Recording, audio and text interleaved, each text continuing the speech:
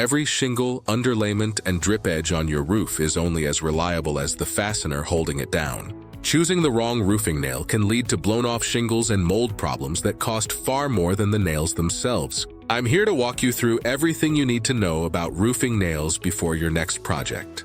Roofing nails are purpose-built with a broad, flat head that prevents tearing through lightweight materials under wind-up lift. Smooth shank nails are the most basic and cost-effective type, perfect for standard residential roofs in low-wind areas. Ring shank nails feature annular rings that interlock with wood fibers, providing 300% more holding power than smooth shanks. These are essential for high wind zones and coastal areas where building codes mandate superior uplift resistance. Cap nails feature a larger plastic or metal cap. They're used for underlayments and felt to prevent tearing. Corrosion resistance is key. Hot-dipped galvanization provides a much thicker zinc layer than electro-galvanized options. Copper nails are used for slate or tile roofs, while stainless steel is the gold standard for salt air environments.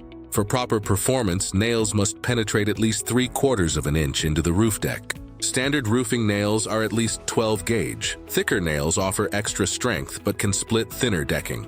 Contractors prefer coil nails for high-speed installation. They allow for hundreds of shots with less reloading time. Always drive nails flush. Under-driven nails cause lift, and overdriven nails create leak points. Choosing the right nail is a small detail, but it's the difference between a roof that lasts 10 years or 30.